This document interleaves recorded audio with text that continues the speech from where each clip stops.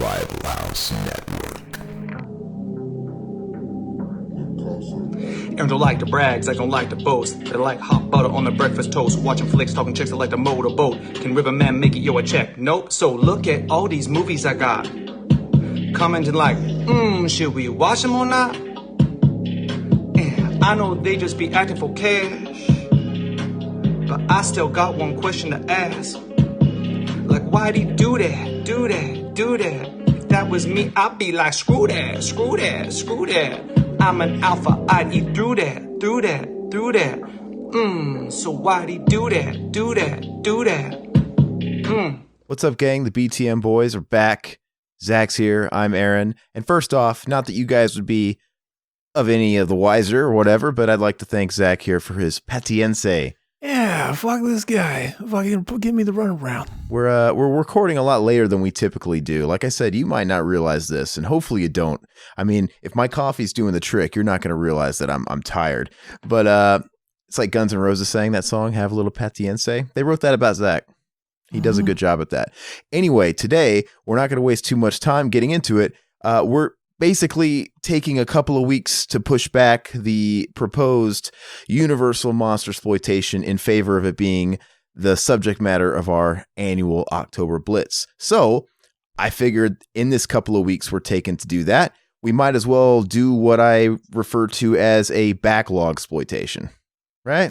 Hell yeah. Fucking shit we got in our box exploitation. AKA spring cleaning, motherfucker. Time to get this shit out of there and free up space. So today we're going to be doing Army of Darkness. We wanted to do this one for a long time. This would technically complete our Evil Dead series, which is a shame, but we're going to go ahead and get started. Zach says this is the theatrical version. I was wondering why it was only an hour and 20 minutes. I'm like, this is kind of short.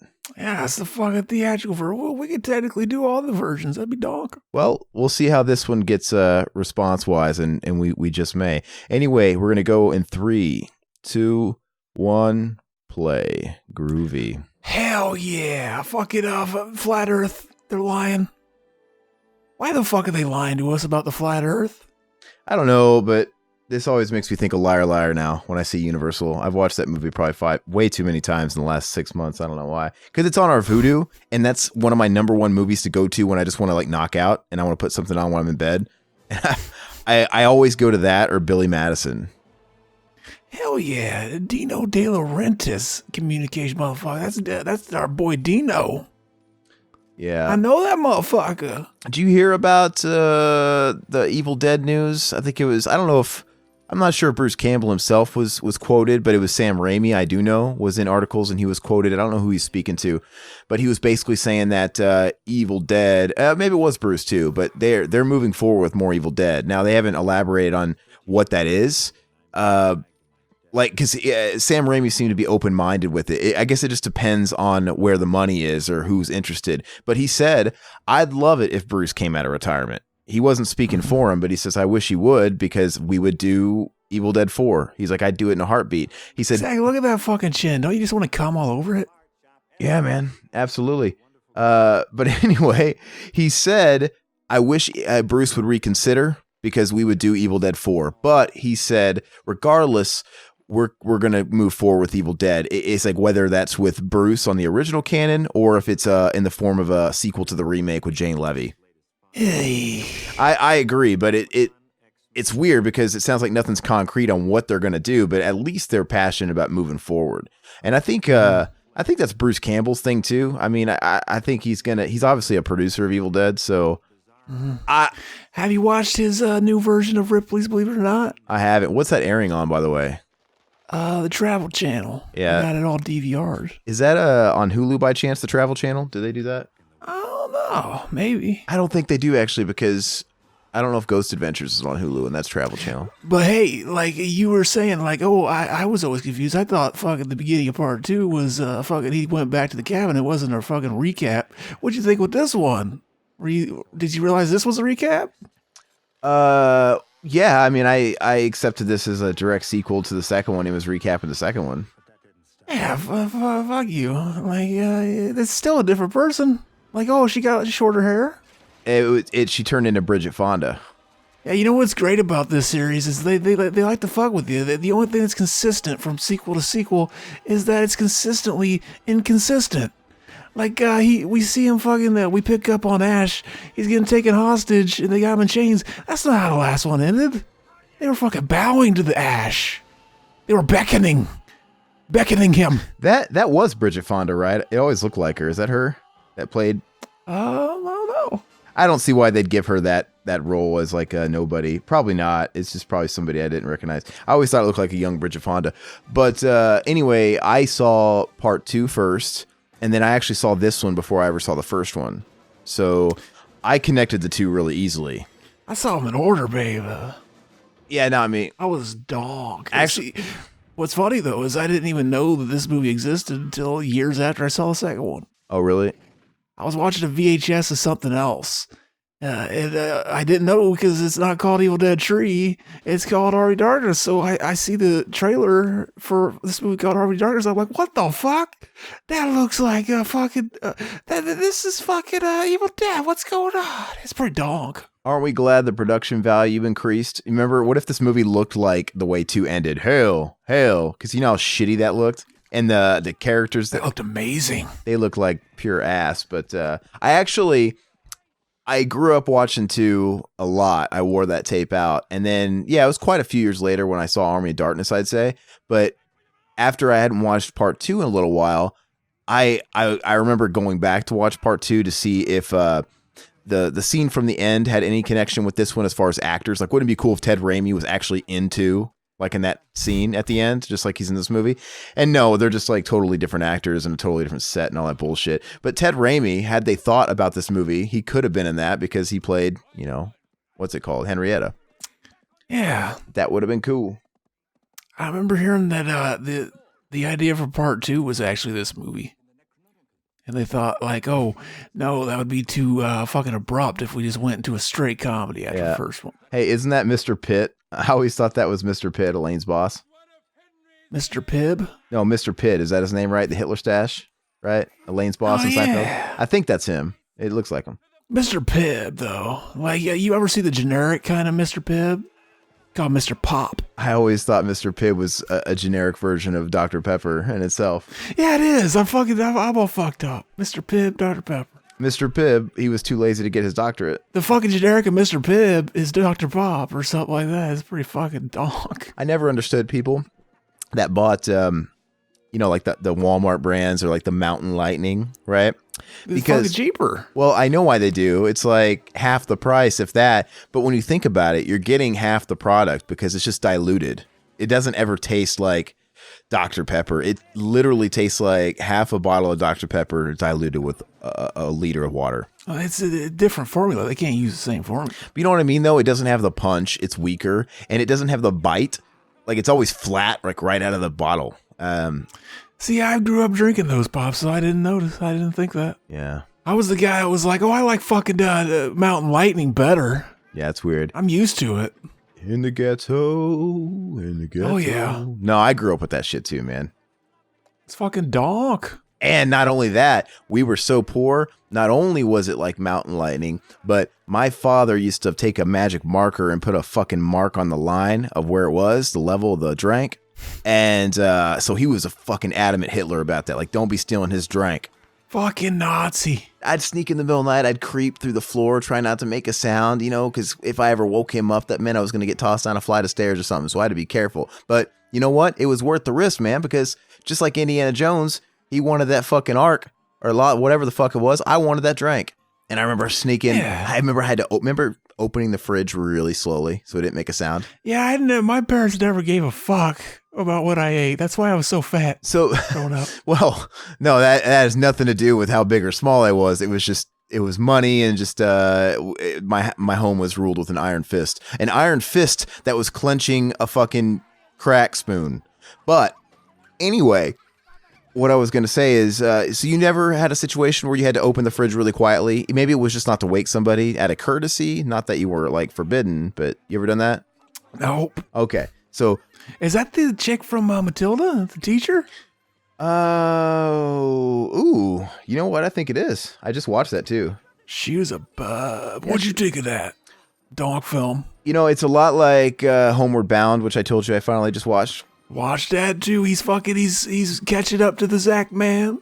And not that they're similar movies, but they're movies that were aimed for a younger audience that I never watched when I was that age. So I don't have the nostalgia attached to those flicks like you do. So my rating for them is probably only going to be so high, if that makes sense. But watching them as a first-time viewer and as an adult, they were good movies. I mean, I'd say Homeward Bound was at least a 7, right? I'm not a kid, so I don't have that. Oh yeah. But you gotta tell us that scene at the end where fucking Shadow comes up the hill and the music comes up. You cried, right?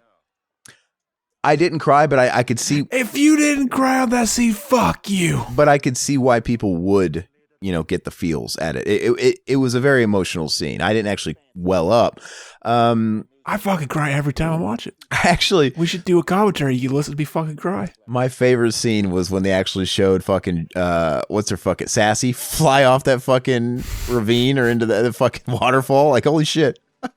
Yeah, if they made that movie today, they would do the weird CG thing where their mouths move. It'd be even dated. Oh, more dated. No, and I was thinking about that the whole time I was watching it. How it is a dated thing. Not that it looks bad. I think it works. Sometimes less is more, and it becomes more timeless. The way they do something. But because you know what, those movies like Dr. Dolittle, where the dogs fucking move their mouth. Don't they move their mouths in Dr. Dolittle? Yeah. Okay, that is gonna look a lot shittier in 20 years, even from now. I think, right? It seems like it's gotten worse looking too. Like it seems like it gets cheaper, and they just fucking cut corners or something. It's going to, and to be honest with you, them not moving their mouths and somehow speaking telepathically makes more sense, because if animals really could communicate with each other, that doesn't make the mobility of their mouths suddenly change. It still doesn't change the fact that we don't see dogs' mouths move, right? Yeah, we would see them moving. Yeah, it's so stupid. So I think it works, but I was thinking about that the whole time. Like, yeah, if this was done today, it would just be all CGI, and it wouldn't be the same. I'm wondering if they didn't film it not planning on adding celebrity voices and just decided to. Wouldn't surprise me. Well, then, who's driving the narrative? That's how the original one was. It's a remake of. It's just called The Incredible Journey. Oh, really? When did the original one come out? Like the 60s, something like that. And it was Disney as well? I've never even heard of the original. Mm-hmm. Yeah. Wait, I watched it not that long ago. It's not bad. But legit though, is there like a narrator at least that's moving? I think there is. Yeah, there's a narrator. There would have to be a narrator. Sorry. Okay, well, no, this was cool. And same thing with Matilda. It's a solid 7. But I could see myself, had I watched them and grew up with them, I could easily see how those would be like 9s, right? That's really all the difference. So now you get that joke I always made whenever I was like, that chick looks like the fat kid that ate the cake in Matilda. Yeah, no, yeah, 100%. And because you always laughed at it, but you never got it. And I always held that against you. I think, I don't know what it was about Matilda that I saw it in passing all the time. And for some reason, I don't know what it was. I don't know if it's just that couple of years age gap that you and I have that makes all the difference or what it is. I have no idea.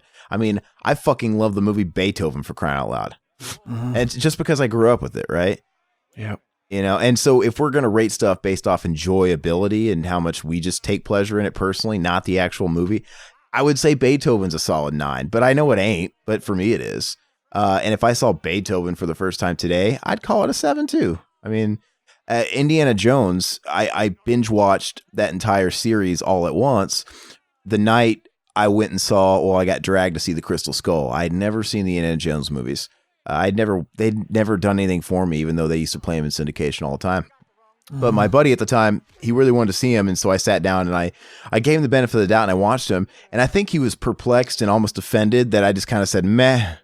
Yeah. I mean, like, to me, they're whatever. They're not bad movies. They're okay. They're like, this is 6, 7, whatever. It's like me with Star Wars. You could say the exact same thing about Star Wars. No, I agree. Same thing. Except Star Wars is different because I have seen those movies. But yeah, I never really cared for them. But they were on syndication all the time. But yeah, I remember we watched all 3 of those fucking movies before heading out and seeing the newest one at the time. And they were just kind of all right.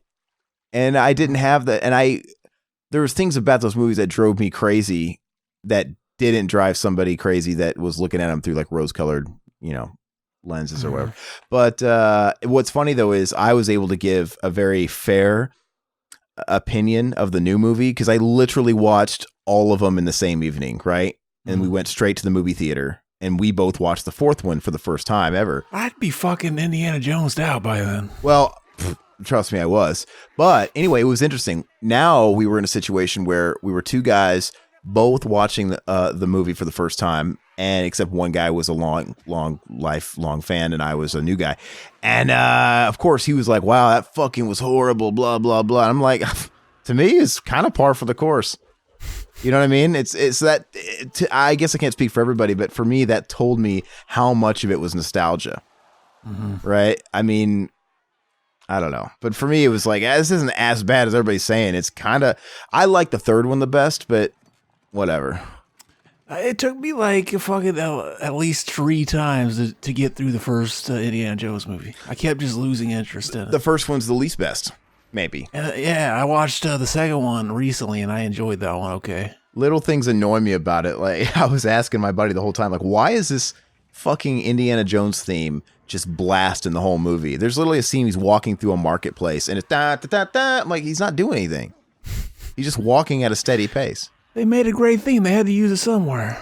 No, I mean, the theme's the best thing they got going for it. But the third one was fun because of the Sean Connery buddy dynamic was fun. But, even then, maybe I'll give it a 7.5. You know what I'm saying? Like, all right, it's fine.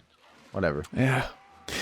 Fucking watching this again, it made me realize how fucking lucky we were to get Ash vs. Evil Dead at all. Yep. Because for fucking years, this was like, will they ever do another one? And we need to fucking do at least one episode of that show for the commentaries. Well, yeah. What would you... Man, you don't think there's any chance... What if that show got resurrected? I would come. Couldn't somebody... Why doesn't Shudder pick it up? Maybe they don't have the budget for it. Yeah. Maybe they don't have the budget for it. Probably, yeah. But, like, I still, to this day, don't know why Netflix turned it down. I don't know. Fucking retards. An existing property with a built-in audience. I mean... It was ridiculous, but I think Sam Raimi, the way he was alluding to the fact that, we're interested in films going forward, right? Mm-hmm. Yeah. And then there's the Evil Dead video game that's coming out, right? Mm-hmm. So that's another thing. The property is going to stay alive. And Bruce Campbell, I'm sorry, he's been known to eat his words, right? And talk a bunch of bullshit like a million times. I mean, how many times has he said he wasn't going to do this or that, and he does something? Also, most recently, he lied about the Mortal Kombat thing, right? Is he in it? Okay, so that's a whole fucking bullshit thing, too, because, yeah, he's totally in it. So it leaked, like, people dug into the game, and, like, I think it was the Switch version. They looked into the source code, and they found all these, the DLC packs, right? And they found dialogue, like when they enter the match, when they talk to each other. They found, all that stuff. And so Bruce Campbell was denying, and lying like he does. He's probably required to. Contract. No, exactly. It's one of those things. But then they released the trailer where they revealed 4, and it was 4 people that were also in that leak. So it just kind of like validated the rest of the leak, if that makes sense, of the code. Mm-hmm. And at the end of the trailer, it said, details about the rest of the characters coming soon, and it ended with the chainsaw, right? Mm-hmm. And then after that, people were blowing up his Twitter and stuff. And then he basically said, yeah, I'm a horrible liar, right? But whatever. He's like, yeah, I'm a fucking bad liar. But then it's funny because they even released it on the Mortal Kombat network store. Like when you're playing the game and you want to like download shit, you can go into the store. And it even said Combat, when they made the official announcement, Combat Pack 1 release date such and such. It literally said, now I'm going to talk in Mortal Kombat gibberish for all you guys. Shang Tsung, who's now out, followed by Nightwolf, who's now out, followed by Ash Williams, who would yet to be out, and then lastly followed by Spawn in March, and that would complete the first combat pack. No, I think Sindel was in there too. Regardless, all of a sudden, out of nowhere, they released a trailer this past week, and everything's the same except, Terminator's in there too. T-800, which is Arnold, by the way. Did you see that commercial, that teaser? Dude, the fucking graphic, it's the T-800 from the new upcoming Terminator movie. Obviously, they're going to like market, That's probably part of the deal with Warner Brothers. Oh, you got to plug our new movie. But it fucking looks badass, dude. He looks just like fucking Arnold. The graphics are insane. But anyway, when they released the trailer where they showed all the characters kind of walking up from the darkness, Ash wasn't there, and he was replaced by the Joker. And the Joker was slated in the fucking coding as Combat Pack number 2, which would have came next year. So everybody's like, what the fuck? Where's Ash? And Joker looks like shit, by the way. And it just kind of looks like everybody's kind of doing their own deductions. Like, well, clearly something happened in the 11th hour and they had to swap out Ash for the Joker, who probably wasn't finished yet because they figured they had like 8-9 months to work on him, right? Because you look at him next to fucking Arnold and everybody looks so fucking good and he just kind of looks generic as fuck. And I don't know what the deal is. I mean, I guarantee you Ash is still in the game. There's no way that he recorded all that shit and he did all the work already and got the paycheck. My thinking is maybe they decided to hold off and swap him and make Ash in the Combat Pack 2 to align next year with something Evil Dead related for marketing purposes, right? So whether that's the video game or if there's something else in the works, I don't know. But he did come out, or he is going to be in that Dead by Daylight game too. I thought that was already out. I thought it's been out. It's the game is. I don't know if. Yeah, I think he's been in there. His DLC's been out for a little while, but hopefully the Evil Dead game that they're talking about doesn't suck. I mean, I always want to like those games, but they've always got a generic feel to them. They've always got a very indie house, low quality feel to them. Like that. What's that one? All the games were like made by like a team of like 20 people or something like that. Yeah, it's like they all have something going. Like the first one is like Resident Evil Light. It looks cool, right? The fact of being in the Evil Dead, the cabin, and having its own like spin-off narrative from the movies and having the voice actors is great. And even for the time, the graphics were more or less on par. It didn't look like shitty PS1, but the controls were shitty. The camera was really shitty. It was ridiculously hard. It was buggy. So maybe that's probably down to budget and just manpower. The second one they released, where it was more of an action adventure game, you know, like Total 3, you know, with a free roaming camera, right? Not fixed camera like Resident Evil. Yeah. That one was more fun, but it was one of those games where it was fun for about 30 minutes and then just kind of became redundant. But him talking was fun. His little quips were fun, and walking around the city, the S-Mart post-apocalyptic world or whatever, which I assume is supposed to take place after this movie, and Blast and Dead Eyes was fun, but eventually it's like, all right, it's kind of like the first, what's it called? Grand Theft Auto being fun. It's like, it's fun to mow down people after like 15 minutes. And it's like, all right, and what next? But anyway, that's what I'm hoping the case is.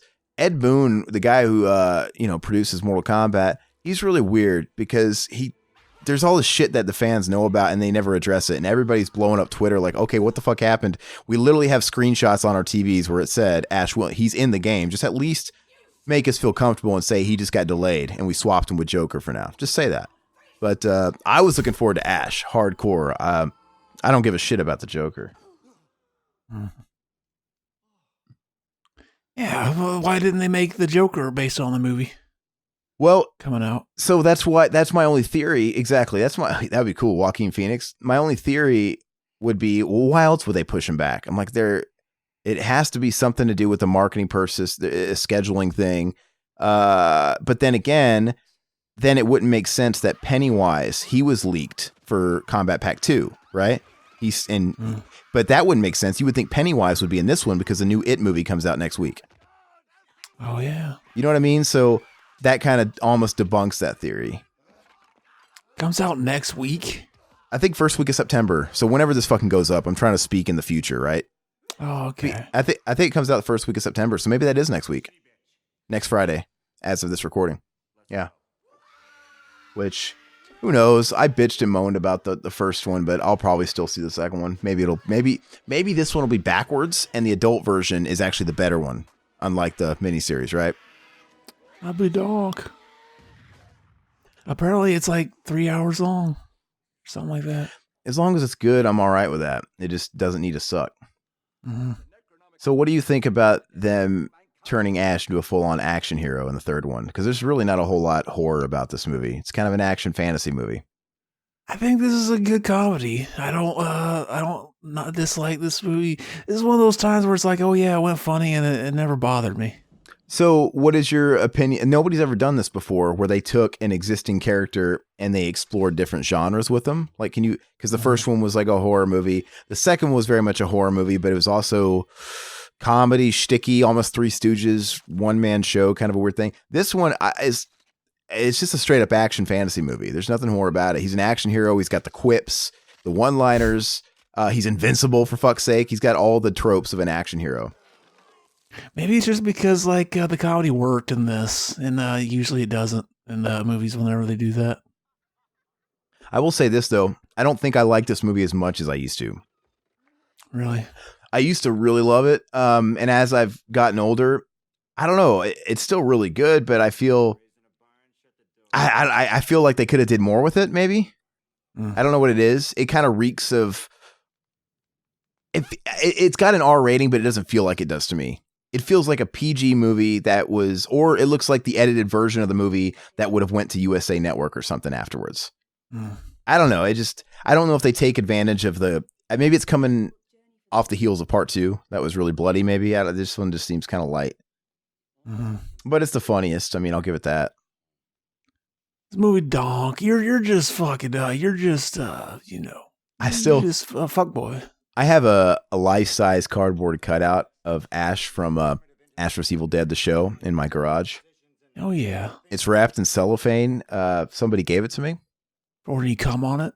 Well, I don't know. I don't know what I'll do with it. I mean, maybe the plan, I hope, maybe we'll lock it down once we get a little closer to it, but I'd like for you guys to maybe come out here and we can go to Mad Monster here in AZ, and that way I can take shit like that to the con. I'll give it away, or you know what I mean, or have it at the table or something. And you give it to me so I can fuck it. We'll put a hole in it. We should do that. We should make an Ash glory hole and like carve a perfect like circle in his mouth. Hell yeah.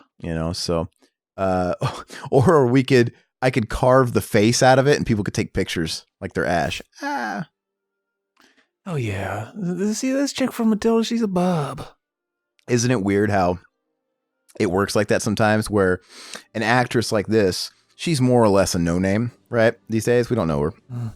But it's like, you'll watch a movie and you'll be like, holy shit, I just watched another movie with that one actor who's not in a lot of shit. What are the odds? Yeah. Because a lot of these actors, Matilda's probably 94, 95, right? Because Mara Wilson was in Mrs. Doubtfire, which is 93, and she was at least a couple years younger. So yeah, you'll find that a lot of these actors, there's like 1 or 2 years where they worked the most. And then that was it. I can't think of what other movie it was. I watched another movie the other day and I was thinking, oh my God, I just watched a movie with this fucking person. You got Letterboxd now. You could just look. Yeah, you're right. No, that's coming in handy. Dude, I fucking watched Dracula 2000 last night. Shoot me. That movie, my review on Letterboxd was pure ass water. That's just it. I have nothing else to say about it. It was the worst kind of bad where it was just forgettable. And it wasn't even like laughably bad. I had such a hard... I'm trying to rate my movies like you because you make a lot of sense.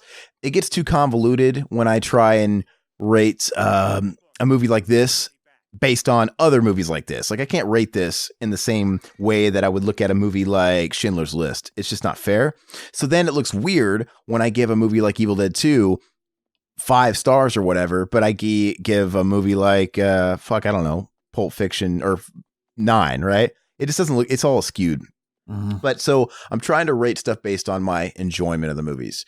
With that said, so going off the way you rate, I actually gave Mortal Kombat 5 stars, and it was very liberating. I got to say, you know what? Like, fuck the haters. To me, this is a 10 out of 10 for me personally. It is. It's like, and I've watched that movie more than any other movie. As flawed as it is, it's so much fun. It is. It's like a big fuck you the system. Like you go on there and I'm going to give Troll 2 10 stars. Fuck you. I love this movie. If you enjoy, I mean, I saw the movie Gone Girl, the David Fincher movie, right? And I saw that a few years ago.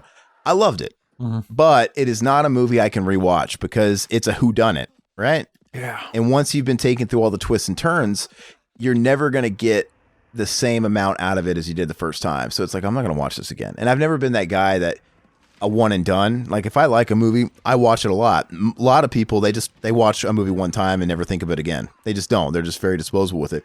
That's one of those movies like that. It's like a book. I'm not a guy that would reread books typically. And that movie's kind of like a book or something. But I enjoy a movie like Mortal Kombat way more because it has brought me so much more pleasure over the last fucking 25 years, 24 years, whatever. Mm-hmm. And I can quote it. And I think Tom Green said it really well. When I saw him do stand-up about 4 years ago, part of his stand-up was, you know, you guys are all in this audience right now, and you guys are all shouting out quotes from fucking Freddy Got Fingered for me to say Fred. And he was doing it. That he was doing all the fucking stuff. And they were all saying his quotes. Now, I bet you can't name one line from the fucking English Patient. Right? A movie that was beloved, critical darling, and all that shit, and Oscar winning. And he's got a point. You maybe can watch The English Patient once or something and be like, all right, but so yeah, and it's kind of a slap in the face of all those like elitist film group pages, right? It is funny though. I mean, you almost feel I'm not even going to mention the one page, right? I'm not going to plug anybody, but Zach and I belong to one page, or Zach did. I don't know if he still does. I think he trolled his way out of it. That's ran by some friends of mine, so it's nothing personal. But I feel like if I were to put I love Mortal Kombat the movie and give an honest rating and say I personally give this movie 10 stars, nobody would take it seriously and they would just assume I was trolling. And once they figured out I wasn't trolling, they would accuse me of having the worst fucking taste in the world.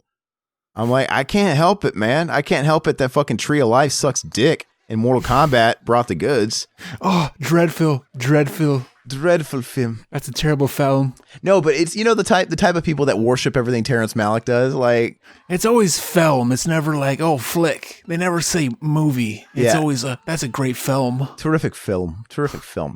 Yeah, it is a kind of a different level of pretension. And you know what's funny is I find myself out of spite not saying film sometimes. It's a word I try to avoid because it sounds pretentious. It's tainted. Yeah. It sounds pretentious. So if I do say it, I just mix it in every now and again just to show that I have somewhat of a vocabulary.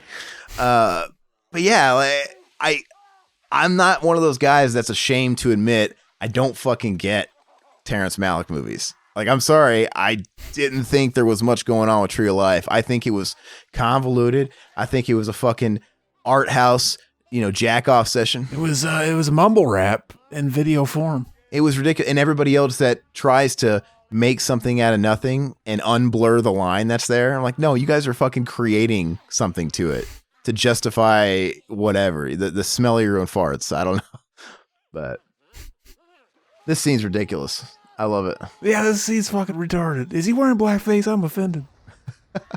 But no, this is one of my favorite shots in the movie. It's so fucking fake looking. It's wonderful. No, I like it. I think this is it. Yeah. Oh, when he's jumping in the mouth?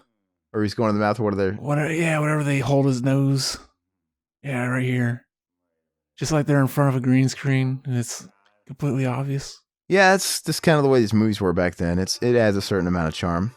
Oh, it's fucking amazing. But you know what, though? I think they were kind of almost embracing it. I get it. What was this, 93, right? Mm-hmm. 93. Right yeah. 93. So this was kind of... Look at that. Looks ridiculous. It looks terrible. It literally looks like they were playing it on a cinema screen. They had two Ash doubles walk in front of the fucking projection. No... This is 93, so we're literally right before they started experimenting with what is now known as modern CGI, right? Mm-hmm. To me, that really started happening around 95, movies like Lawnmower Man and Mortal Kombat, which we talked about before, where it was real fucking shitty, and there's obviously some growing pains. I think this was literally the last call for stop motion and shit like that too. Because, even the end of the movie has like that sort of homage to Jason and the Argonauts, right? Like the skeletons and all that shit. Isn't that shit stop motion or is that like shitty CGI? That's stop motion. Yeah. So it had to have ended here, in 93. Because after this, I think all the studios were starting to move towards that shitty, cheap virtual reality looking CGI. The stuff that looked like Reboot. You remember that fucking 90s cartoon Reboot? Mm-hmm. Yeah, stuff like that. That's like the gate where he's got the fucking eye in his hand. Yeah. That's creepy shit. I think that's just creepy in itself, man, because when you look, those people that get grossed out by large pores. Yeah, I saw that's like a phobia, like small holes. Yeah, it's a phobia. When you look at like, just like enlarged pores or something like a honeycomb, right? Where this has got those holes. And I could see somebody fucking getting really mad, grossed out, looking at an eyeball growing out of their shoulder. Like that would just be like, ugh. Yeah, I always laugh at these shots where it's like the fake head. It's just a dummy. It looks just like the fucking guy that played Carl Wayne Bishop in fucking Jury Duty. Oh. Or Roach and People on the Stairs. My money is on that Steve Carell is his double here. Mm-hmm. I saw a guy look like Steve Carell a second ago. Would you fuck him? No. I would. But no, this movie, this movie's a lot of fun, and it's a fast-paced movie. It's not a super big investment. It goes by really well. It's already halfway done almost. I love this. Boom. His head didn't come off because that's what happens. Yeah, it's just a complete cartoon now. Yeah, no, it is. This movie is an action movie, but it's like a live-action cartoon. 100%. That's what it is. And so this one, I think they're full on Three Stooges wearing that shit on their sleeves. Because they never pulled any fucking iron in Three Stooges, but had Moe produced a gun and shot one of the other Stooges, it would have looked like that. They just would have flew back with no blood and all appendages intact. Oh yeah, see if they make a new one, what do you think they should do? You think they should keep it this way or a blend? I think they should blend. That'd be donk. Well, I mean, they did that with the TV show. Yeah. It was the TV show had the weird satire, the goofy schlocky comedy, and the fucking Three Stooges stuff, but it also had the crazy violence. I think it was perfect. So, yeah, I don't think Bruce Campbell would be capable of acting serious now. I think he can only be Bruce Campbell. He's like me when I try to do an episode without using the fucking Corey G voice. Yeah, so they might as well embrace that. I mean, if he tried to play it serious and they tried to make another serious Evil Dead, it probably might turn out like the original Evil Dead, really shitty in the acting, that is. Oh, the original Evil Dead's my fave. It is great, but I think it would be unintentionally funny. I don't think he's capable of pulling out a real performance. You got something on your face, huh? That's a donk. See, this movie's it's a donk. Yeah, it's really good. I still haven't watched my Scream Factory version of this. That's what this is from, baby. It's got all tree versions of it. So why did you choose to upload the director's cut? What's your favorite cut? I actually like the ending of the fucking theatrical cut the best. No, it is the best. Or he's back in the fucking, yeah. Did you ever hear that, like, back when they were talking about, like, oh, yeah, we're going to have, we're going to do this idea for the fourth movie, this idea. There was one idea where they actually they didn't retcon the fucking director's cut ending. They made it like it branched off into two timelines. So there's a version of Ash in the future that's like a dystopian fucking, post-apocalyptic future. And then the version that came back in the theatrical cut. Yeah. That was an interesting idea. It was. And they kind of just went forward with that idea with the ending of the show. Mm-hmm. He wakes up in the future. I mean, we don't know what it looks like, but we assume it's like a fucking Mad Max dystopia or whatever. I don't know. Mm-hmm. So there was that idea. I remember that was a weird time when the Evil Dead remake came out. That was a time when everybody wanted Evil Dead 4. It was one of those things that was being talked about so much. And they announced the remake. And I remember I was disappointed. I'm like, that's the Evil Dead news. They're going to remake it. But then they also announced, like, oh, yeah, it seemed to, like, rejuvenate. It did. So you didn't know what their motives were. So when Evil Dead, the remake came out, and it, like most horror movies, it had a really good opening weekend. Horror movies make all their money opening weekend. Then they're fucking out of there, right? But it was number one that opening weekend. It probably did like 20 million or something, which is gangbusters for a movie like that, a genre flick. And then that sparked conversations of, oh man, full blown ahead. We're going to do Army of Darkness 2. That's what they were calling it first. Mm-hmm. Like, okay. Then that changed. Then it became, no, we're doing Evil Dead 2. Then it became, well, let's clarify here. I, Sam Raimi, am going to move forward with Army of Darkness 2. We're going to let Fede Alvarez continue his movies too, and he's going to come out with Evil Dead 2. I'm like, okay. And then the idea became, I'm going to have my series going on while he has his series going on, and eventually we're going to build up to a universe clashing movie where it's got Jane from the remake and Ash. And I'm thinking, because I didn't like the remake, but I was kind of not disappointed with that idea. I'm like, you know what? Maybe that could. The movie.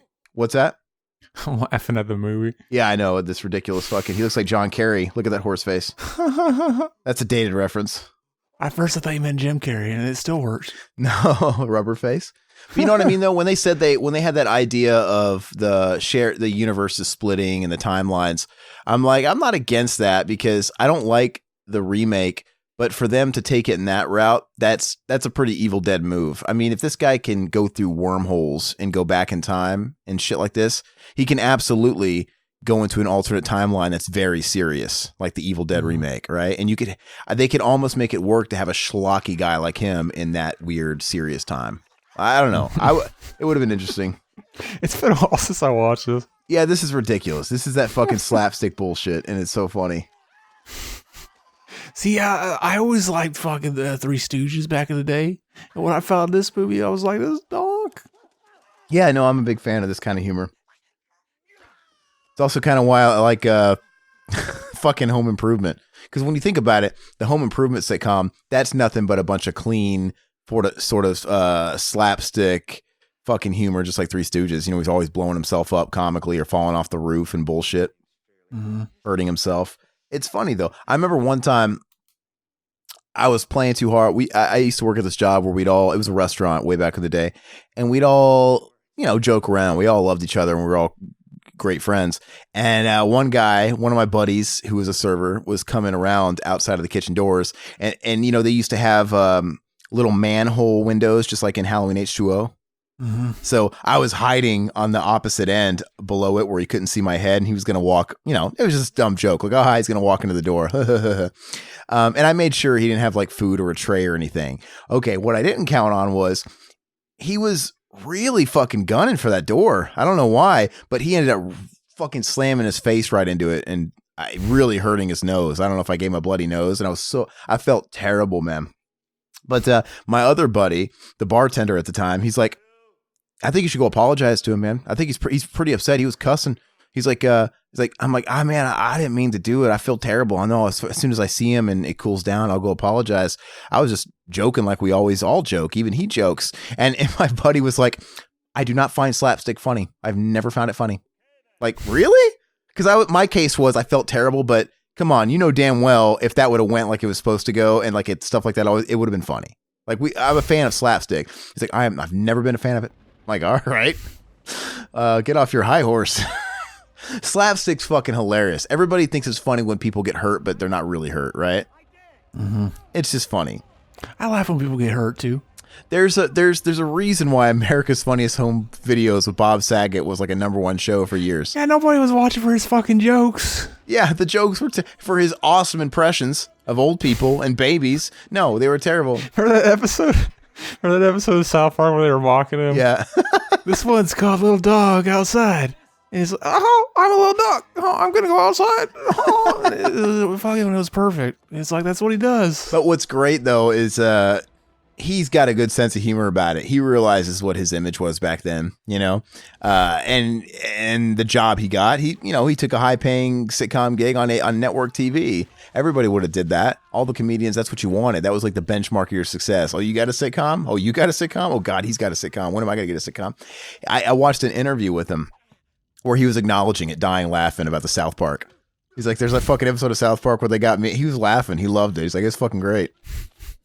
So I appreciate comedians like that can take the piss out of themselves and know what's fucking silly. You have all these lynch websites, these fucking show websites like Vox and Vice, and they had a crazy headline the other day, basically lampooning the upcoming Dave Chappelle stand-up Netflix special. Because basically they were saying he was taking misogyny to a whole new level, and here's the reasons why you shouldn't watch it, like trying to lampoon the guy. And I'm like, so all I got from this headline was I really need to watch this fucking special. Yeah. Like it did the adverse thing. I'm like, no, who wants to censor comedy? You mean to tell me he's doing the same kind of comedy he did 20 years ago and 10 years ago? You mean he's not changing? Fucking good. That's a relief. Exactly. But We need a new George Carlin. We need somebody that's just got to go out there and fuck everything up. you better keep that fart in there, man. Hell yeah. I shouldn't even acknowledged it because it would have been a fun Easter egg. People would have timestamped and commented. But See, there was a time whenever Aaron used to fart, he used to tell me to cut it out. I'm a classy dame. And then I was going to make a soundboard of all his farts and then use them. Oh, that reminds me of fucking the Troll, Brave. Why'd they give I mean, it makes sense why they get a different actor to play him now, right? Because what's the point? He's in makeup. They might as well save money on all the fucking double bullshit, you know? Mm-hmm. But yeah, it's a different actor altogether. And I don't think I realized. Isn't that fucking Bill Moseley? Yeah, it's Bill Moseley. Yeah. And I never realized that as a kid. I just always figured, oh, it's still Bruce Campbell. Whatever. Mm-hmm. Yeah, and I get it. They don't show Bill Moseley's face, so but he doesn't really promote this. Like when you go to a convention, he pretty much lives off of Firefly and Chop Top. Yeah. Right. Basically, he lives off Otis, I think, more than any. But it's Otis and Chop Top. But I'd be claiming this one hardcore. Oh, this is the funniest scene in the movie to me. Get the fuck off me. I love it because this movie feels like a PG-13 movie to me. It just does. I know it's not, but it's very conservative with the language. Mm-hmm. Right? There's no language in this whole freaking movie. And then all of a sudden when he says, get the fuck off me, it makes it that much more potent. And I die laughing all the time because the timing of it's great. Like, yeah, get the fuck off me. I always like to see, we talked over where he can't remember the fucking third word. Yeah, it's funny. You remember what it is? Klaatu. Rata. Nikto. I don't know. Yeah, Nikto, I think. Something like that. It's MGTOW. Men going their own way. You know what I like though about Bruce Campbell in these movies is it's total straight up grandpa humor. It's dad jokes, right? The fucking eyes, the fingers in the eyes, right? And you put in the hand to block them. Mm-hmm. That bullshit. That it's dad and all these jokes. You know, this is stuff that my grandfather, who is a pretty conservative Christian, he would never watch a movie that was billed like this. Like, oh, I'm not gonna watch a movie like that. But if he watched this movie not realizing what it was and he watched stuff out of context, he would think it was hilarious. Because there's no language. The jokes are fucking horribly good. And that's the way he still is. Like, I wouldn't change it. His comedy was like that in the TV show, too. And that's what's so funny. Because nothing's better than self-aware, shitty dad humor. It's the best. Mm-hmm. I love that dude's fucking Bruce Dickinson Baines, dude. His mullet. Bring it down to the floor. Well, you went to their worst fucking song. The worst song off the worst album. It's a terrible song. That was their biggest UK hit, too. Isn't that fucking weird? Really? Yep. Why? It was their only, I want to say it was the number one UK hit, but maybe it was like number two. But it was their only, whatever it was, their only top charting UK hit. And it was a terrible song. My guess is it was on the heels of the preceding album. You know, it's one of those things where... Oh, it was on the soundtrack to like Nightmare on Elm Street 5 too. But that was a shitty movie. But that was Bruce Dickinson solo. He recorded it solo. Yeah. And I want to say that version was first as a solo artist, and they re-recorded it for the upcoming Iron Maiden album. Why, I don't know. But, is that the worst one, or is one of the later, like the next? Who was the guy they got after him? Oh, Blaze Bailey. Mm-hmm. I can't say I've studied those albums to a fucking T to be able to give it. I don't even look at them as like being part of the. Yeah. I mean, I know the songs, some of the songs, especially because they still play like songs like the Klansman and shit live. But it's hard. I don't really consider those in the discography. When I say that's their first Maiden record, I'm not even thinking about those records. I'm thinking about the actual relevant Maiden records. But No Prayer for the Dying is terrible. Even the artwork is terrible. Everything about it's uninspired. Everything about it is terrible. It's like, why is there like two different versions? One where there's a ghost behind him and one where there isn't. I don't know. It's just not good. Because the ghost looks fucking shitty. You take that out. Yeah. It's like fucking CGI'd in there. No, the worst album cover is the one, the fucking red one. What's that called? The red one. With all the CGI people. Oh, Dance of Death? Ooh. Yeah. No, that one looks like shit. That was Even for the year that came out, like what, 2003, it looked like shit. Like that doesn't. These graphics look terrible. They look like somebody booted up. Everybody, do yourself a favor, look up Iron Maiden Dance to Death album cover and fucking prepare yourself for the fucking shittiness that you're about to see. It's terrible, man. It's absolutely horrible. Apparently, like, the original cover just had Eddie in the black robe, and it was just empty around him. And they were like, oh, that sounds like a massive improvement. Yeah, they were like, oh, it looks, whoever, like, put out the album was like, it looks too plain. Fill this out. They gave it to some fucking art school fucking dropout or something. Yeah, it looks ridiculous. And A Matter of Life and Death came after that, and it's a better cover, but it doesn't pop like the old Maiden covers. It's kind of drab looking. There's a lack of color. And I think the album after that, Final Frontier, was actually a good record cover, even though they got a different artist for that one. The returning guy didn't come back. But yeah, was that even Eddie on the front? No, it wasn't Eddie, but it was still at least vibrant. It was their first vibrant fucking colorful cover in years. But it also kind of reeked of, you could tell the whole thing was digitally done, even though it was a really good picture, whereas the old stuff looked like it was hand drawn and all that shit. Yeah. I don't know why they'd fire that guy. The guy that did all their old shit back in the day. Did he get carpal tunnel? Yeah, maybe. He can't do it no more. Oh man, check out that chick's titties. Hell yeah. See, it's fitting we were talking about Eddie because we're seeing fucking little Eddies all over the screen right now. Yeah. What about Vic Rattlehead? Megadeth's Eddie ripoff. Yeah. Yeah. He's cool though too. Hey, you know what? I never listened to Megadeth. Yeah, I know. Mac likes giving me a shitty time about like him. Hey, you guys got to go easy on the jokes, man. He's got throat cancer now, so you guys probably gave it to him, motherfuckers. Doing that fucking thing he does with his voice probably and gave it to him. Sounding like fucking Beavis. I'm so distracted by Bruce Dickinson. I'm sorry. I keep looking. Remember when his solo album Tattooed Millionaire and he covered Mott the Hoople, like all the young dudes? Yeah, what was the name of his first solo? It was a fucking weird name. I don't fucking know. Something Picasso or something? Yeah, he was weird. He needed Maiden really bad. But they brought down his weirdness. Have you seen Maiden?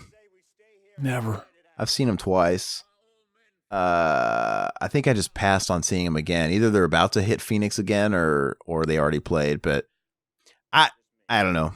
It's a really, really good live show, but I don't know. I didn't love either experience as much as I feel like I should have. I don't know what it was, but the people there or no, the stage show it's what you expect. It's really theatric. They got a whole bunch of schlocky fucking Eddie puppets coming out. And, Bruce Dickinson he always sword fights Eddie and does a duel with him and ends up killing him. And you got Janet Gers fucking kicking his leg like an idiot. It's all very entertaining stuff. Maybe it's the set list. It's like every time I go and it's just going to be like the greatest hits, more or less. I don't know. Would you suck this bald guy's dick, though? I'd have read my steel. I love that guy's fucking haircut, man. It looks like Andy Dick from fucking the Cable Guy. Yeah. Medieval Times. I went to Medieval Times this past weekend. Really? They just opened a Medieval Times in Scottsdale, Arizona, and I went. And it just opened like a couple weeks ago, and I went, and it was fun. It was it was interesting. Everybody's in total character. Even people. Did you get called up on stage and do the No, none of that. Why have we done that movie?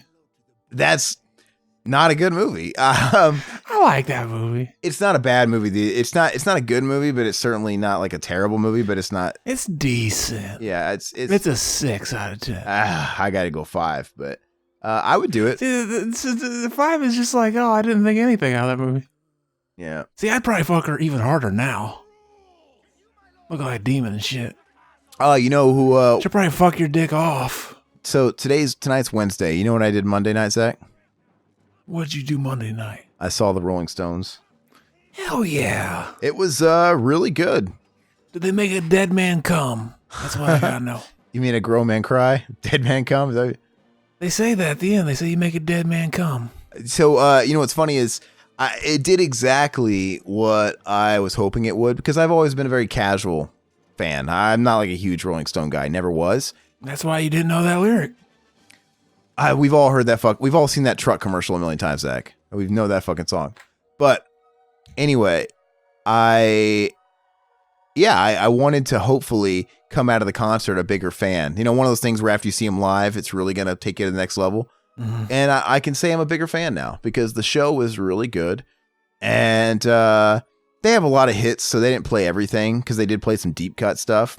Mm-hmm. And I'm one of those guys where it's like, you know, if it's one of your favorite bands, you don't want to see you don't want to hear Crazy Train, you don't want to hear Enter Sandman, you don't want to hear that bullshit, right? Mm-hmm. But you kind of understand why some of those bands always play those songs, and that's the way I was with Rolling Stones. Like, you know what? I kind of want to hear Brown Sugar.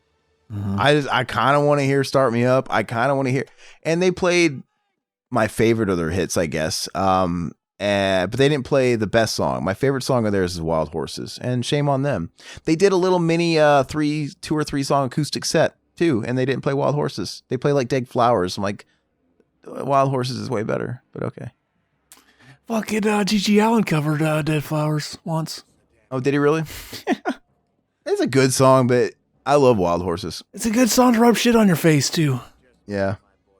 And they played, but I was looking on their set list and stuff after the fact, and it looks like minus a couple of the standards they can't change, like the closers and encores are staying the same. You know, they're playing Start Me Up, they're playing Satisfaction, they're playing Brown Sugar. But they're really changing the set list every night, which is kind of impressive for a bunch of old fucks. And we actually got a song, Sad, Sad, Sad, from Steel Wheels, which I really like Steel Wheels, actually. You know, their late 80s album. I think it's really good, so I'm glad we got that. They open with Jumping Jack Flash, which I kind of thought was a missed opportunity. I mean, I don't know. What should they have opened with?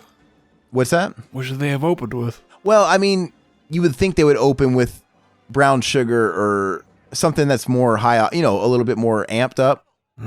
Like open with a big riff. Not, yeah. I don't know, but Jumping Jack Flash, I get it. And that's not a song they always play. Like I looked at preceding concerts and they didn't play that. They open with different song. They open, I think the show before us in fucking Pasadena, they open with Street Fighting Man. But it's whatever. If you're like a really old person, maybe their old 60s shit does it for you for an opener. But I think they needed to come out of the gate with something a little bigger. Should have opened up with Faraway Eyes. Yeah. I'm trying to... That's not a heavy song at all. Well, whatever. Even Painted Black would have worked, kind of. Like, kind of as a pseudo intro. Twisted Metal Black, that's a donk game. I could even imagine, like, even with Painted Black, I know the beginning is kind of mellow, but have the curtains down, and then when the verse comes in, and, you know, it kind of picks up the pace, that's drop the curtain. That would work, too, kind of. But it was really good, and what's his face, Mick Jagger? Dude, he, guy's like, what, 75, 76 years old? He was still dancing and doing his same shit. And he was doing his white man Michael Jackson imitation and doing his rooster walk and all that bullshit. And he had a lot. And he was changing his outfit like every other song, and they were all changing their wardrobes. And fucking diva. Yeah, no, they really were. I mean, the guy fucked David Bowie, for crying out loud. He's a diva. Did he really? Fuck yes. Well, so, you know, that was the era of experimentation, free love. But it was always heavily rumored that, you know, because him and Bowie collaborated, right, on a solo song. Yeah. A Mick Jagger song. And I thought David Bowie wasn't gay, though. I thought he was married and shit. David Bowie, come on, dude. He was one of those examples where during that period, the Ziggy Stardust era, you could tell, like, I think there's rumors out there that he, you know, had little flings with Andy Warhol and shit, too. It was just the time. And what's it called? Like, what the fuck is his name, man? Lulu, I Am the Table. Velvet Underground. Lou Reed. All those guys. You like Lou Reed? Nah, I never really got into Lou Reed. You do? You like him? I never listened to him. I was about to say. I imagine if I was a Lou Reed fan, I would really like the Metallica collaboration album because it's basically a Lou Reed album with Metallica fucking riffing in the background, but it's just like Lou Reed bullshit. So part of me wishes I liked Lou Reed so I could find an appreciation for that one. I heard Lou Reed fans don't like that album. I'll give it this. It's an interesting album. At least it's interesting. It's a real talking piece because it's so fucking avant-garde and weird that I'd rather if I were to make an album, I'd rather be infamous than just boring and forgotten about. I guess. But if I can't make something that's fucking a total crowd pleaser. But anyway, yeah, no, it was a good show. And dude, there was this one point in the show where when he was playing Miss You, right? Which I really like that song. I'm glad they represented it. Yeah, I miss you. I miss you. I'm glad they represented. Blink-182 did cover that song.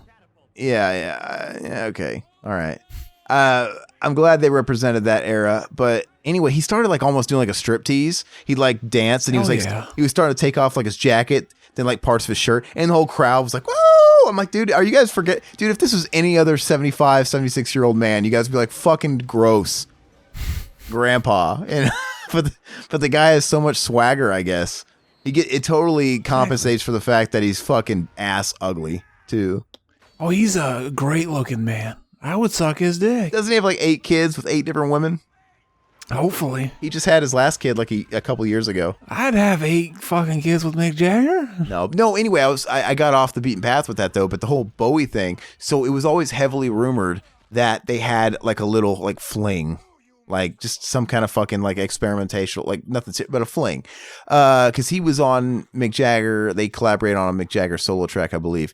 And that's some fucking dank evidence. No, they collaborated. No. But then it was backed up by I don't remember if it was Bowie's ex-wife or Jagger's one of their wives at the time. I can't remember which one. I'll have to look it up. But they came out and said, I walked in on them in bed together. Fuck yeah. So I mean, I'd say that about my ex too, just to fucking piss him off. Dude, is it something you'd immediately denounce, though? I mean, who gives a fuck? It was the weird era. They were artsy-fartsy rockers anyway. Hell yeah.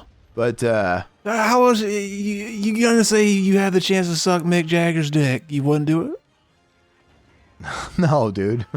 I'm sure it fucking... You could listen to the Brown Sugar and be like, I had that cock in my mouth, though. It probably reeks of fucking Bengay. Exactly. You know? That you wouldn't even taste it. It would just taste like fucking chemicals. I'm sure 3 inches from that cock and I'd get fucking Old Spice. Even better, he would gag you and it would fucking numb your throat so you wouldn't even know you're getting throat fucked. Yeah, the Bengay or the Old Spice. You know, old people wear that original Old Spice scent. Ugh. That's what it would sound like. But I love watching Charlie Watts because he looks like he's... What? How was I with that? I looked away. Fucking screech he does. That autistic screech fucking our boy Bill Moseley just did. Oh, yeah. No, I was saying I love watching Charlie Watts drum because he literally looks like a robot. Like he looks like somebody stuffed his body and somebody's pulling the strings from above, right? He's the fucking drummer from Guitar Hero 3. From what? Guitar Hero 3. He's in that? The drummer from Guitar Hero 3 just looks like a robot. Oh, okay. That one went over my head. But no, but like his hands are really busy, right? But he's got a straight face. He never fucking smiles. And he literally looks like he's in a damn near comatose, but he's so wired to drum. And, you know, he's got that jazz drum style down or whatever. So it was really cool. When they all took their bow, I got to see him smile. I'm like, holy shit, the guy lives. And he looks the oldest. He looks like he's about to keel over. He's so old. But it was cool. Good show. I recommend it.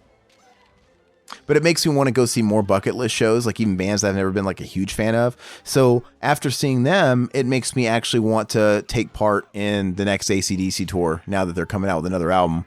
You know, it's like... It's going to have Axl Rose on it? No, Brian Johnson's back after they fucking canned his ass. I'm like, dude... I thought they told him he couldn't do it anymore. No, he's back. Dude, they've already officially announced it. They're making the album right now. Yeah, like, you're going to be told you can't do it anymore and then you're actually going to listen. What kind of fucking rock legacy would you leave behind in that case? Gosh, what sucks is, like, obviously Malcolm Young passed away and his nephew took over. Yeah, and so his nephew took over, but they did that last tour and they had Axl Rose, and then Cliff Williams said he was going to retire after that tour, and I think he did, but I can't remember. I don't know if he's back in the band too, making the album, but it's like you already are missing Malcolm Young. And then at that point, they also had Chris Slade in the band, because they had fired Phil Rudd because he had all that. He hired someone to kill someone or something. Yeah, see, I was just thinking about that. Fucking the guy from As I Lay Dying and that guy should form a supergroup where just talk about killing their wives and shit. Yeah, it's ridiculous. But Phil Rudd's back in the band for this album. So Phil Rudd's in the band. Brian Johnson's in the band. Obviously, Malcolm isn't risen from the dead. They still have his. What if he hired someone to kill Malcolm? Yeah, I mean, oh, you mean he's like Malcolm's in the middle. Malcolm gets all the fucking poontang. I don't like him coming out doing his little fucking schoolboy shtick and taking that. They hired someone to give him dementia because he was sick. You know, yeah. He was. Yeah. Well, Angus Young was the schoolboy. Malcolm was the rhythm guitar player. Yeah, my bad. Fuck me. Angus is still there. Angus is like the poster child for AC/DC. He's the guy that's on all the fucking covers you see. But Malcolm's kind of the unsung hero. That was like the undercredited guy. But no, I want to say maybe Cliff Williams is back in the band too, since they got Brian Johnson back. So anyway, this has to be their last outing if they do another tour. So I feel like even though I've never been a huge AC/DC fan, if I enjoyed the Stones, I'll probably really enjoy AC/DC because I know even more of their fucking songs. Mm-hmm. You know, and it's like, and they're all upbeat and everybody's going to be singing along or whatever, you know, whatever. They should get fucking Brian Johnson and the Brian Johnsons from the Comic Book Men, fucking Kevin Smith's buddy, and they should do a duet together. Yeah, because that would make a lot of sense and not fall on any deaf ears. Like, who the fuck's this other guy? That's a dog. Fucking, I've had the last season of Comic Book Men on my DVR for like 3 years, and I finally watched it. Oh, is that? I watched a couple of episodes of that back in the day. Yeah, it was entertaining to just turn on and fucking watch. You didn't have to fucking watch buddies hang out. Yeah, you didn't have to fucking follow a story and shit. Like sometimes that's fun to watch. Like, you know, like I don't have to pay attention. I could just turn on an episode while I'm working around the house or something. Yeah. So, would you rather Evil Dead just be put to rest, or what if the only alternative was, okay, we're gonna make a sequel to the remake? If it's got fucking Bruce Campbell and fucking Sam Raimi involved, I'm fine with them propping up fucking Bruce Campbell's dead body and still making movies. No, I mean, we're talking just like the first one where they're just a producing role. Fede Alvarez directs. No, I think Sam Raimi said when he was talking about what's going forward with Evil Dead, he said if we do a sequel to the remake, I think he said Fede Alvarez wouldn't come back.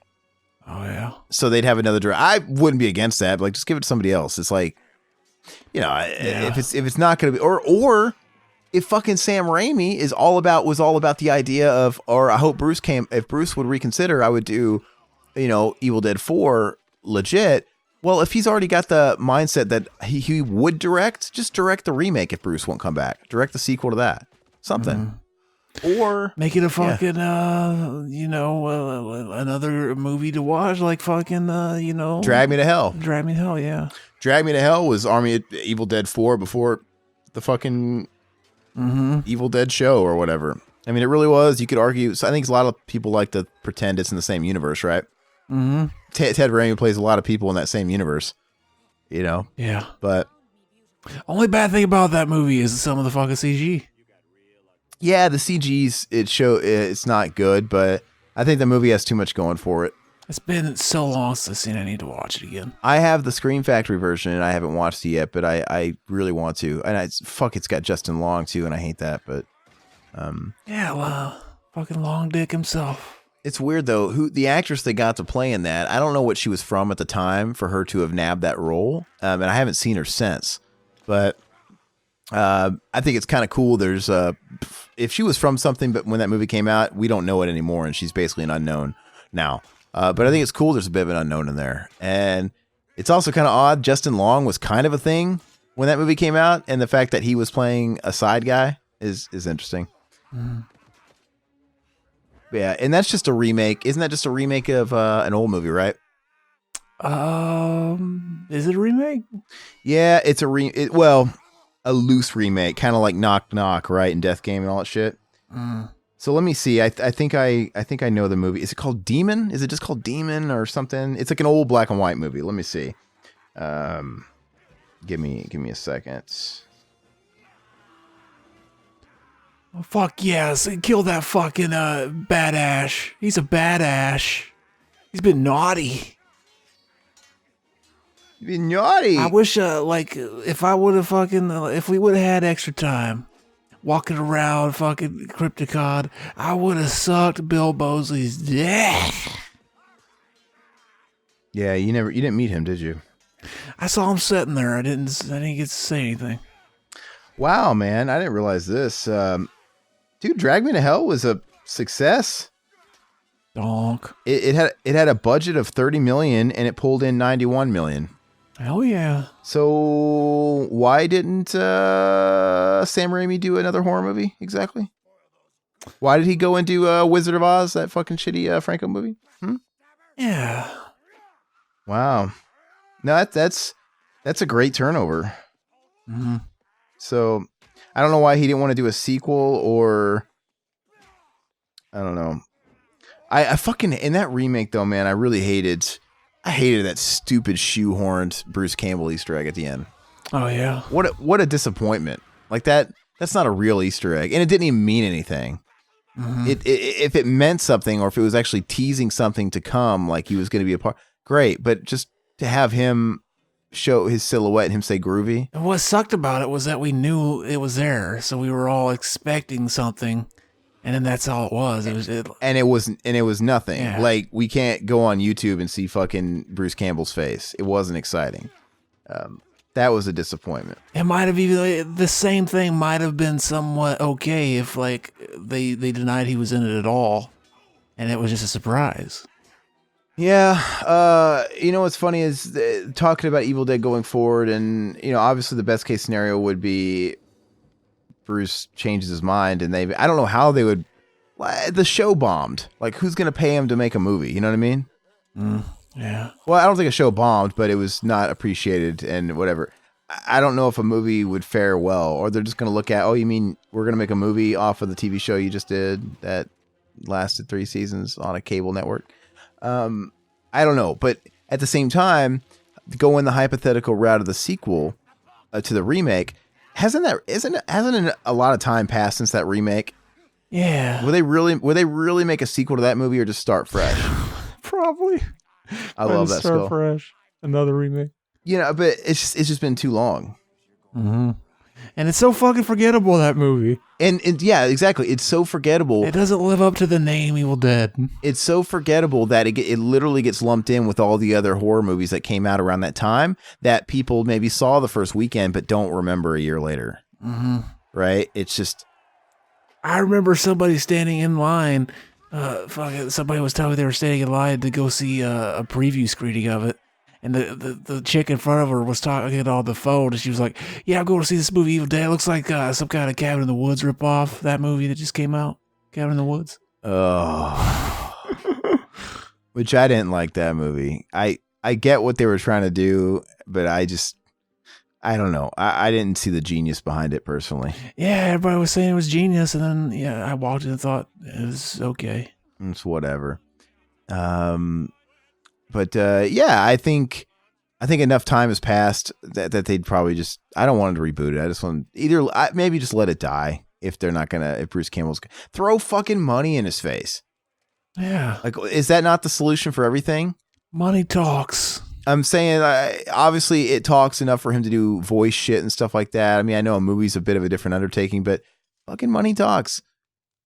If Bruce Campbell reconsiders my ass, throw money in his face. Like, yeah, we'll get a younger guy to do all the stunts. You don't got to fucking move. You could just, you don't have to walk. We'll fucking just wheel you everywhere you need to go. I don't know. I'd do that. What do you think, man? What do you think we read some comments? Go for it, babe. Our last episode was the fucking Chevy Chase, right? Fucking Chevy Chase. I would Chevy as Chase. All right, so... No, our last episode was the one that isn't out yet. Nick Cage.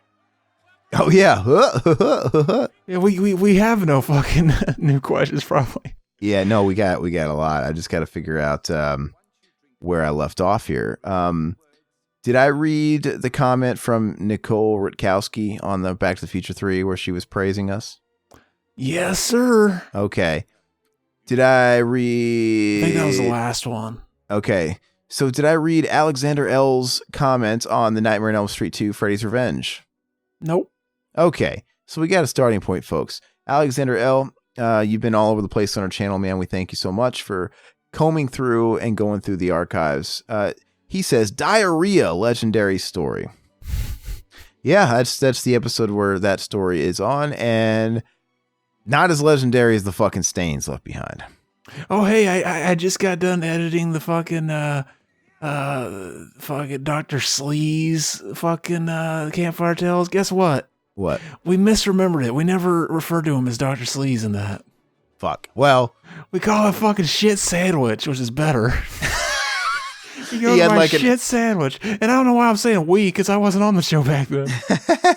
Was it one of those things where he called himself shit sandwich, like a deep throat alias, or what? Or did we call him shit sandwich? Yeah, I think so, yeah. Like, just call me shit sandwich. I don't fucking...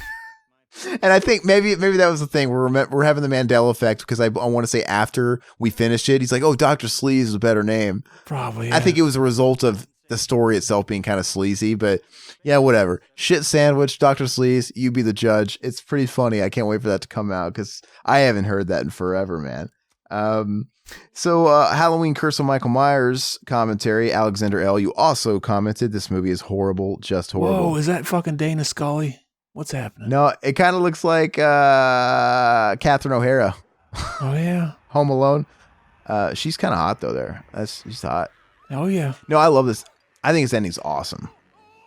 It's donk. And it's a major tease, man, because like I so badly wanted this movie. Mm-hmm. Right? And more or less, we kind of got the sequel in the TV show. Obviously, they took liberties and they had to change stuff. They couldn't call it S-Smart. There's that weird legal thing. I don't know what was going on where they couldn't acknowledge or show things from Army of Darkness. Yeah. They didn't get permission to use it from Universal until season 3.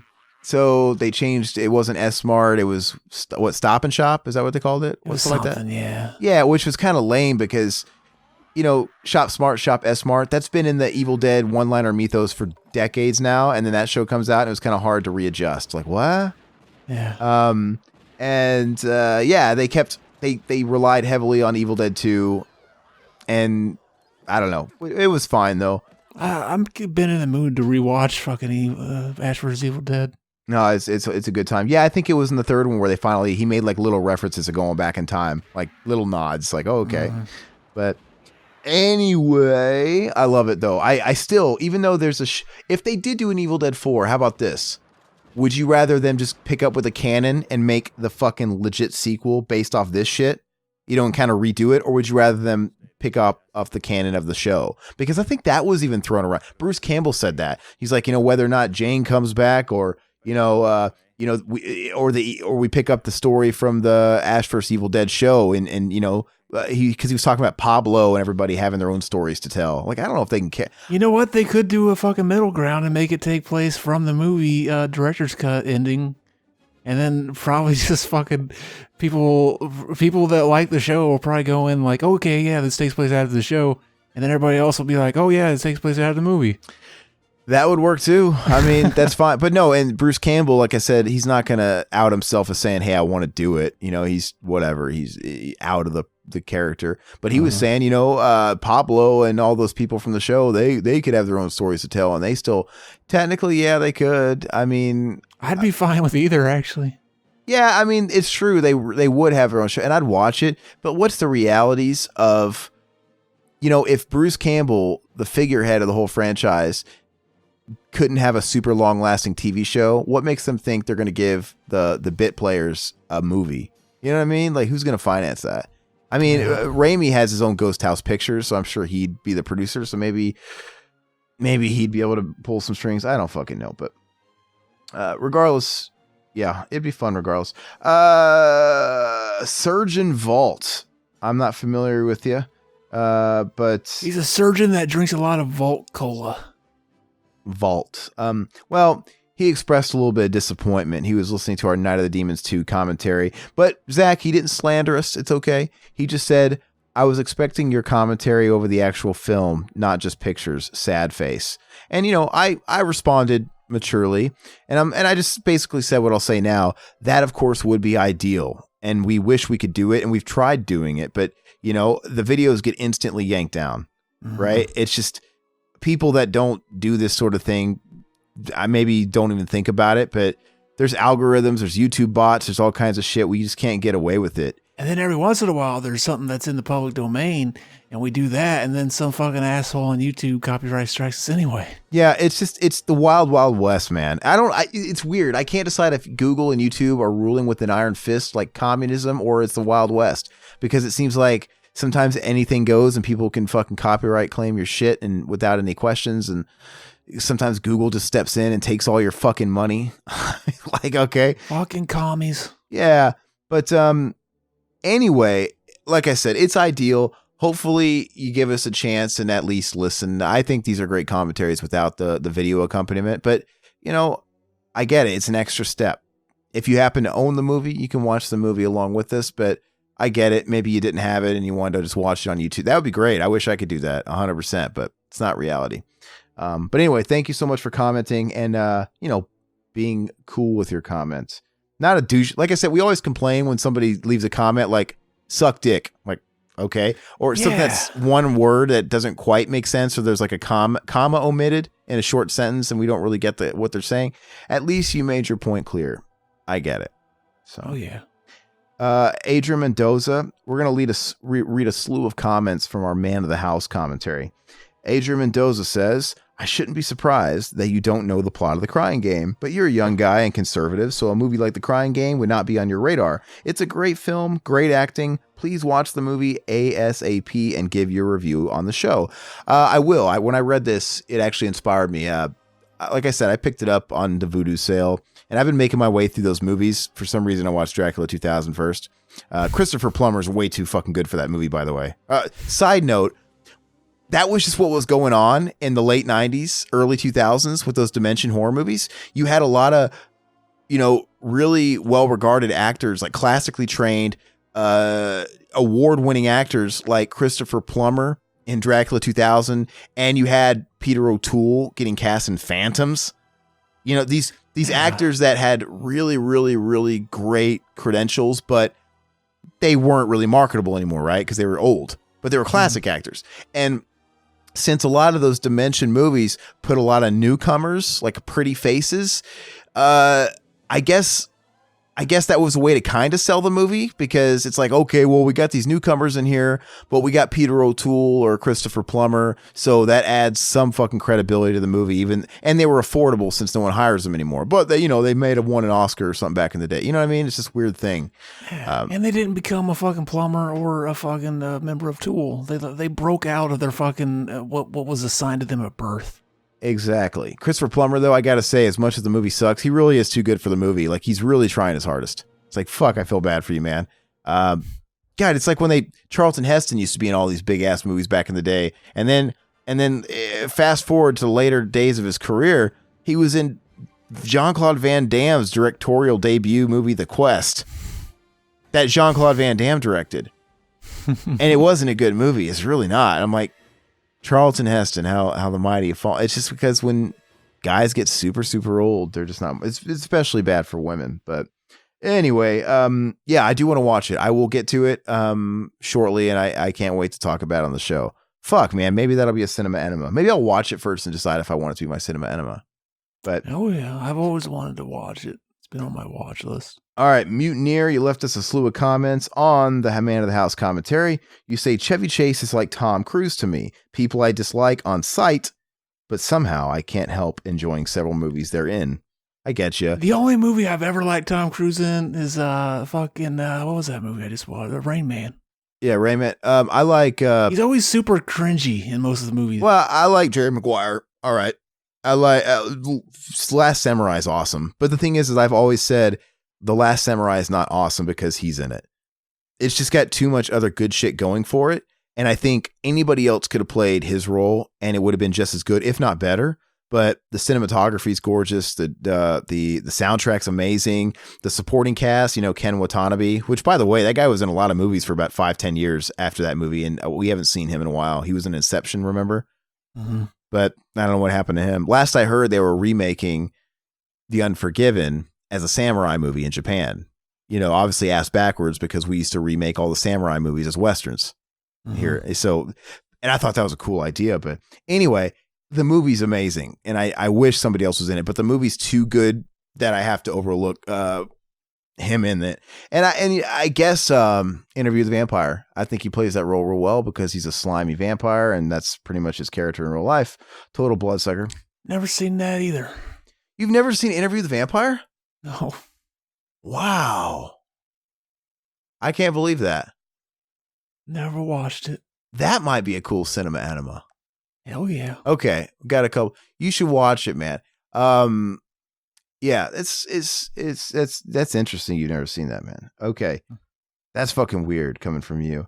All right, he says The Prophecy was awesome. Haven't seen it since the 90s though, so it might not have aged well.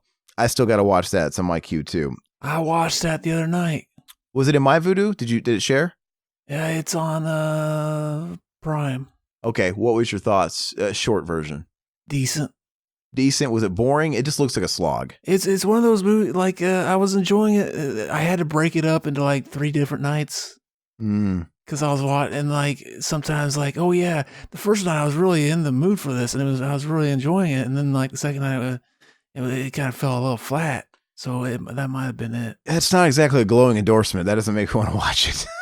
It's gonna take you a 3 days worth investment. Well, I only had to because I was actually like doing my thing.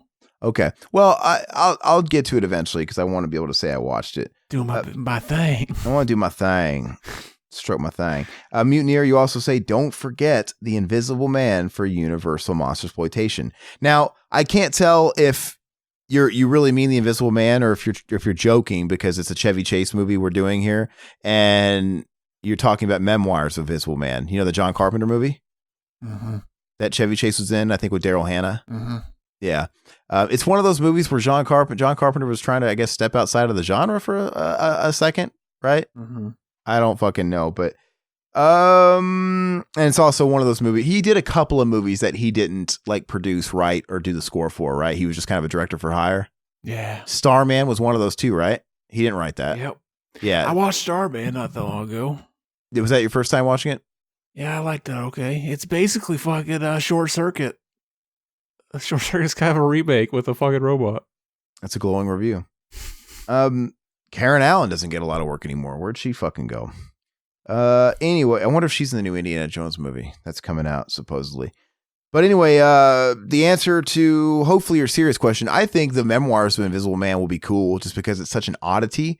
Maybe as part of Carpenter exploitation. I feel like we should get through the Carpenter movies eventually, and I don't think we've done any of them besides the Halloween one. And the only time we did Halloween was that live commentary. Did we actually post that? I can't remember. Was that just a live thing? Live thing, yeah. So it's not actually on YouTube?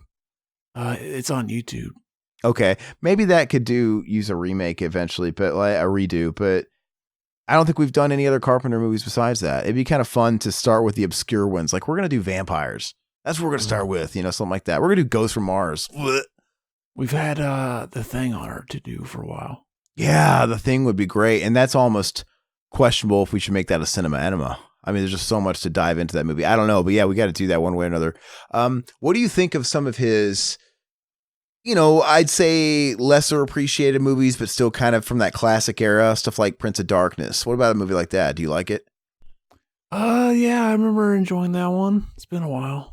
Yeah, Prince of Darkness is a bit of a slow burn, but it's pretty cool. Some great effects in it, I remember. Yeah, it's pretty cool. Alice Cooper gives a great performance with no words. It's pretty neat. What else? Yeah. So yeah, we'll definitely do the original Invisible Man if that's what you're getting at for our October Blitz. Like I said, I think with us dedicating that theme to the Blitz, we'll be able to get the main movies done. Because I'm trying to think how many are there. And anything else will be bonus, but the main ones I think are 6. Let's see.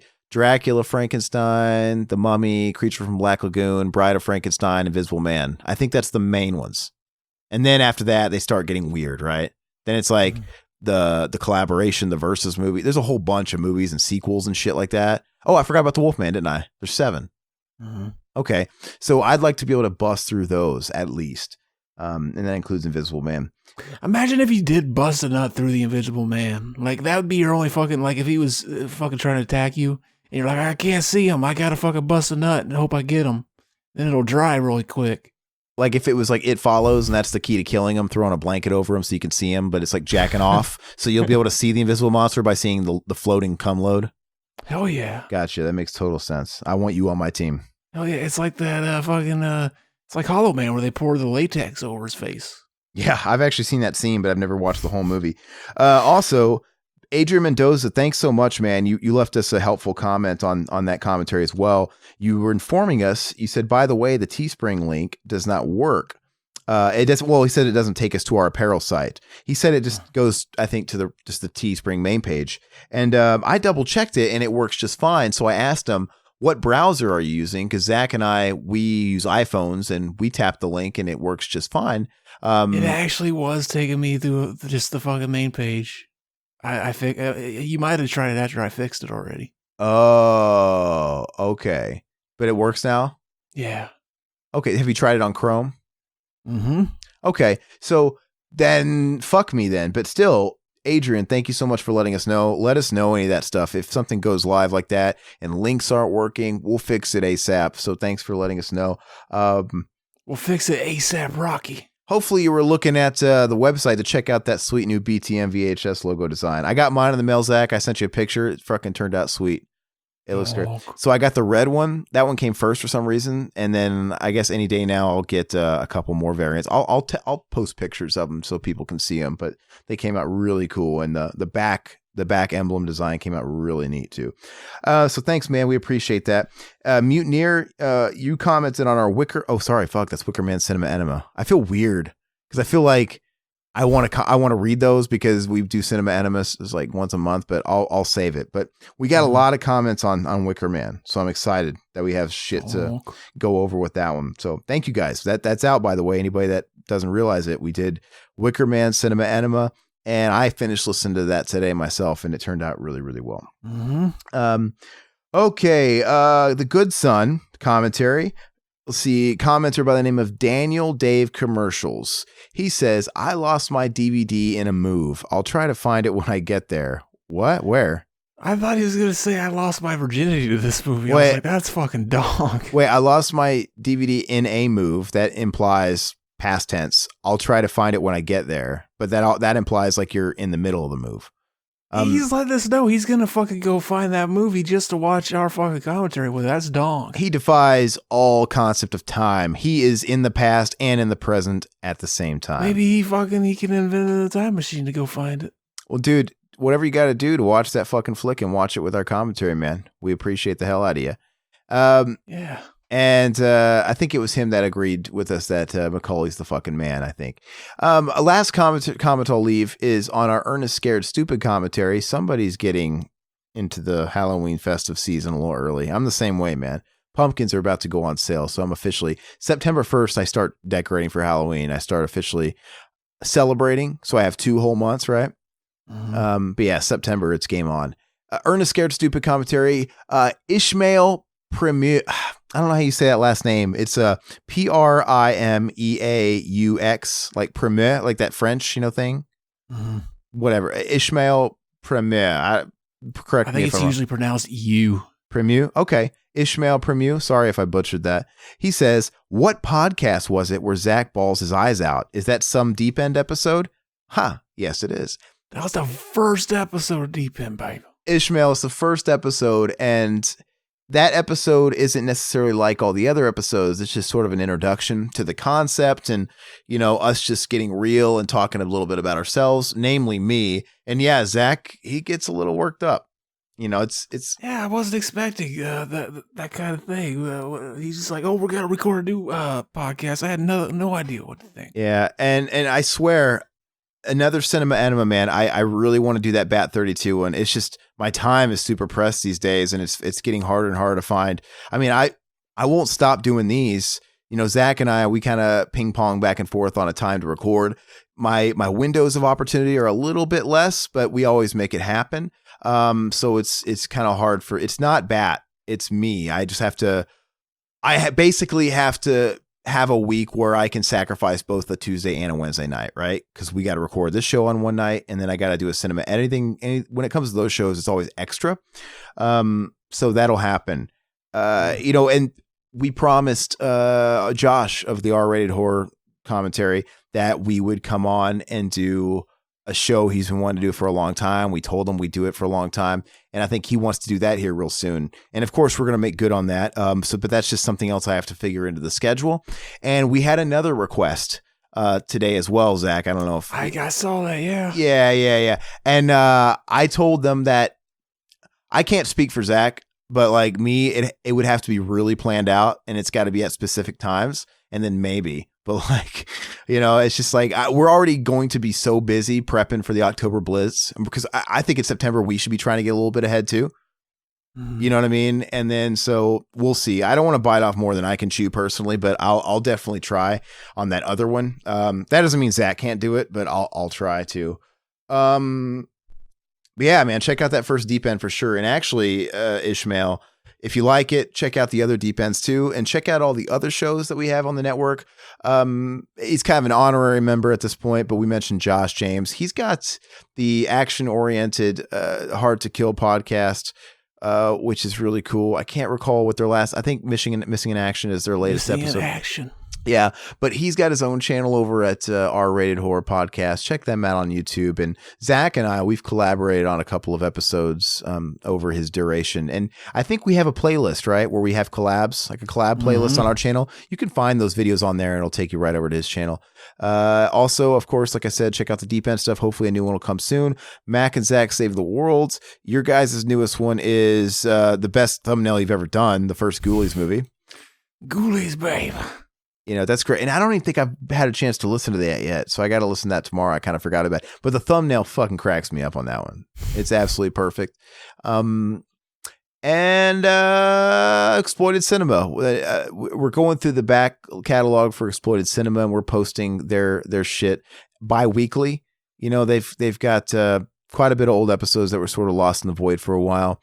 And I don't know what episode we're on now. What, like 5 or 6 or something? What dropped? 7. What dropped this week? Elsa, She-Wolf of the SS, and Last House on Dead End Street. Have we posted an episode that Riverman and I were on yet?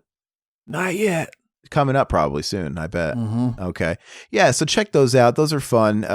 It's a really good opportunity to be able to preserve those. They're a great cast.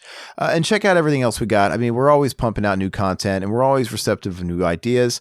Make sure you guys, if you guys are catching us on YouTube, fantastic. Like, subscribe, hit the notification bell, all that great shit. But also, make sure you guys are checking out the links we post below those videos that take you over to our Apple Podcasts, our Stitcher, Google Play, Spotify, and vice versa. A 5-star rating, friendly word or two as a review over on the podcast networks, the services, that stuff's going to go a long way. So we appreciate that. And if you want to support the channel, Zach and I, we've been saying it for a fucking million years. We want to sort of concoct some kind of idea for cool Patreon perks, something to do special for you guys. So we're still cooking that up, and we want your opinions too. Like, what do you guys think would be extra cool, like for you guys to have? What would you guys be interested in? Right. And we can make time for that. In the meantime, if you guys want to support the channel, we have the Teespring links, as we said before, below all these videos. Zach needs to start putting them in the videos. I have to go back in time and start adding them all the videos, because I think you use a template, right? That we just put on the descriptions of all the videos now. Yeah, it's in there. Oh, you added it? Mm-hmm. Okay. All right. I was wondering why you put it twice, because I already put it in there that you would add another one. Is it like it buried at the bottom or something and I don't see it? I think it's the first one on Revival House Links. I'd be putting that. So. Oh, okay. I'd be putting that shit at the top, man. We got to make that money. But anyway, regardless, they're in the videos. If you guys want to support the channel, that's a great way to do it. We got some pretty cool swag there for almost all the shows. There's BTM shirts, there's Mac and Zach Save the World shirts, and there's Revival House Network shirts, and they're really cool. So leave us feedback on that shit too. Other than that, that's all we got, man. I guess as of this recording, you guys heard our new Wicker Man episode for the Nick Cage Bays. Check that out. Leave feedback. That's the newest BTM. And outside of this one, and I think I'm a little confused. I think we probably have one more episode going through the backlogs before whatever it is. We're trying to, once October hits, we're dropping fucking Universal exploitation. So anyway, that's all we got. Zach, you got any final comments? Oh, fucking no. I gotta pee. You know a movie's good when we didn't have to make a prank phone call to keep ourselves entertained. But all right, guys, let Zach piss. Bye-bye, puppets. Adios. End of the week at the Revival House. Next month's theme, you gotta figure it out. Italian zombies or Pauly Shore. A slasher with a knife and the girl next door. And 1 second in, get it all queued up and ready, hit play in 3, 2, 1. Bye-bye, puppets. Zach Pete in a solo cut band. Couldn't miss Cameron's loving. Josh Scott failed and Riverman's babe. Bye-bye, puppets.